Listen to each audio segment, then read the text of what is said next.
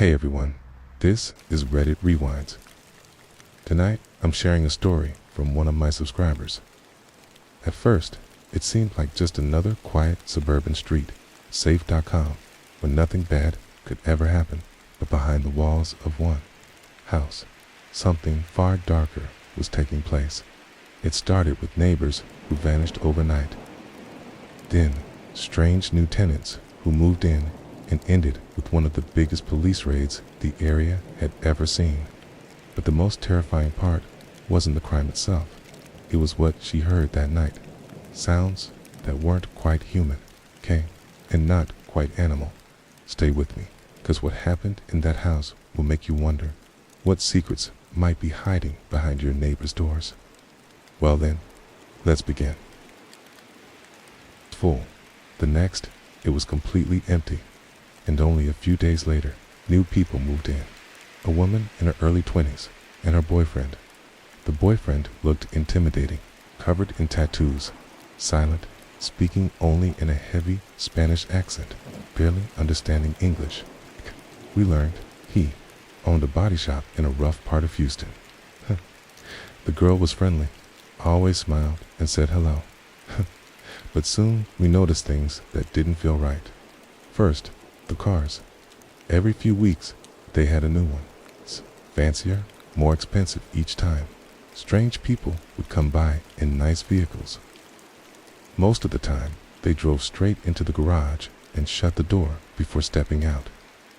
Sometimes, they left cars in the driveway with the interior light on.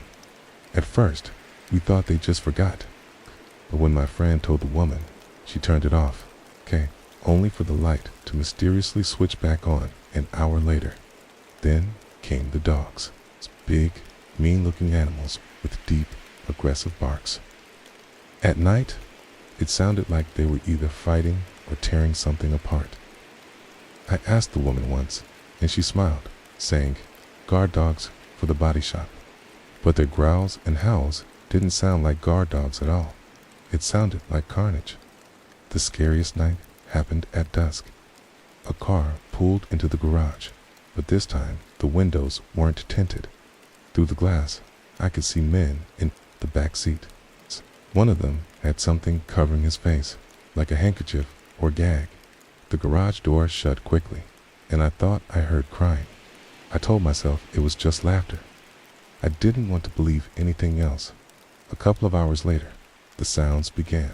Shouting, dogs barking violently. Then something like whining. Not quite human, not quite animal, but something in between. The noise grew louder, crashing against walls, things being knocked over. And then, suddenly, silence. Complete, suffocating silence. We were just dumb teenagers, too scared to do anything. We stayed inside. The next morning, I saw men bringing in rolls of new carpet, hauling the old ones out. My stomach dropped. You don't replace carpets overnight unless there's something that can't be cleaned out. I asked the woman if everything was okay. She smiled and said, we were training new dogs. But after that day, those dogs were gone. No barking, no howling, nothing. Weeks passed. Then, one afternoon, driving home, I found the entire street blocked by police. Officers checked IDs before letting anyone through. They wouldn't say what was going on at first. But then, the truth came out. It was a raid. It turned out the body shop was a front for running drugs and weapons. They were involved in dogfighting, and the boyfriend was suspected of murder. Inside the house, police found money, guns, and pounds of cocaine hidden in the walls. It was one of the biggest drug busts in the area at the time. After that, the house went to the girl's father. He moved from Mexico, a quiet, calm man. He spent months repairing the house, repainting, fixing the damage. He lived there until his daughter was released. She only served 5 or 6 years. Boyfriend. No one ever saw him again. Looking back now, I think the original neighbor didn't just leave.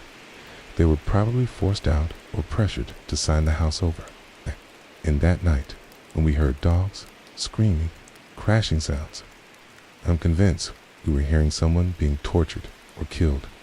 The man with the handkerchief on his face was likely a victim, and those car lights, maybe a signal, a way of showing business is open. Even after all these years, I still wake up with the memory. The sound of that whining howl, not human, not animal, something in between. And I can't shake the feeling that on that night, I heard the last breaths of someone's life. Wow, this story still gives me chills. Imagine being a teenager and realizing you might have overheard someone's final moments and knowing there's nothing you could have done. What strikes me the most is how everything seemed so normal on the surface. Just neighbors, cars, dogs, till the truth came out. It makes you wonder, how well do we really know the people living right next door? If you've ever had a creepy experience with neighbors, let me know in the comments. And don't forget, there are plenty more terrifying stories like this waiting for you here on Reddit Rewinds. Till next time, stay safe, stay curious. If you want to hear even more real paranormal stories, make sure to subscribe. Every day, I share new chilling tales from Reddit, and trust me, it only gets better.